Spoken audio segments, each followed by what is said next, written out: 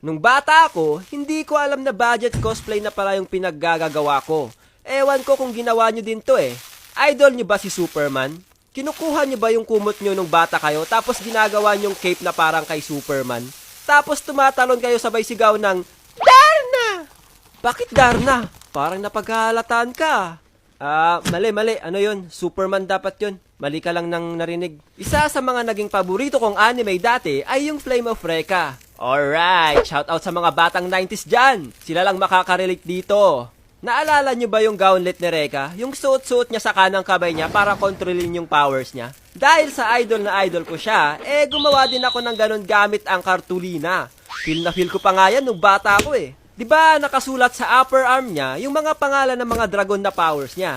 Pati yun, ginaya ko din. Kumuha ako ng pentel pen at pinagsusulat ko yung braso ko. Naaalala nyo ba nung high school kapag pinapagawa kayo ng skit ng mga teacher? Madalas to sa Filipino subject eh. Yung i-acting nyo kunwari yung mga karakter mula sa No Limit Tangere. Tulad ni Crisostomo Ibarra at si Maria Clara. Potek yan, yung napunta sa'yo yung role ni Maria Clara kahit lalaki ka. Wala kang magawa kundi gamitin ang pagiging resourceful mo eh. Maghahanap ka ng mga bagay para lang makosplay si Maria Clara. Leche! Goodbye dignidad talaga. So naisipan kong mag-cosplay dahil nalaman namin na may mga cosplay competition pala na pwede kang manalo ng mga prizes. Nung unang sali ko sa cosplay competition, ay wala talaga akong malaking budget. May pera lang ata akong nasa 700 to 800 pesos. Alam nyo ba kung sinong iko-cosplay ko? Walang iba kundi si Kirito sa anime na Sword Art Online. Isa sa mga anime na nagpasikat ng isekai.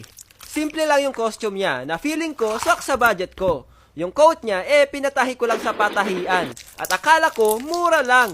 Leche, malaki kaagad ang nakaltas sa pera ko. Meron naman akong black pants at black t-shirt, kaya medyo nakatipid ako. Yung sapatos naman ni Kirito, gawa sa rubber sheets na pinagawa ko sa isang kaibigan na marunong mag-craft ng mga costume. Yung parang spinner sa chest niya ay gawa lang din sa rubber sheets. Tapos yung strap niya, pasadya na tahi lang din. Hindi na rin ako bumili ng wig para makatipid. Umasa na lang ako sa aking natural hair. Kirito ng kahirapan lang guys.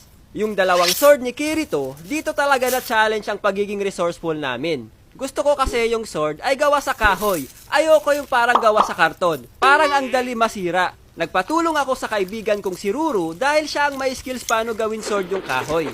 Ang unang naging problema namin, saan kami kukuha ng kahoy? Dahil wala naman kaming pambili. So naalala namin na may nakita kaming mga kahoy sa bahay nila Mac. Makapal na plywood ata tawag dun. Basta yon. So nag-ask kami ng permission kung pwede ba kaming makahingi ng kahoy. So syempre dahil mababait na tropa yung mga yan, binigyan nila kami. Pangalawang naging problema namin, wala kaming tools pang-cut nung kahoy. Medyo malapad at makapal kasi siya. Need lang namin yung tamang size para sa sword. So, pumunta kami sa isang shop na gumagawa ng mga upuan na kahoy at doon kami nagpakat. After nun, inumpisa na namin i-carve yung kahoy para magbukhang sword ni Kirito. Gumamit kami ng grinder at kung ano-anong tools. Bumili pa nga ako ng liha pang kuskus sa sword para kuminis. Yung natirang pera ko ay pinambili namin ng spray paint para sa final step ng sword. So, pagkatapos ng paghihirap ay tadaan!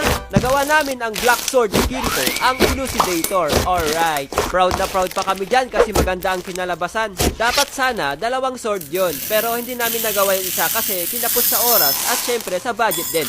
Pero okay lang dahil ang mahalaga, nagawa namin yung primary sword ni Kirito. So, dumating na nga ang araw ng event. As a first timer, talagang na-excite ako at na-amaze sa mga ibang cosplay.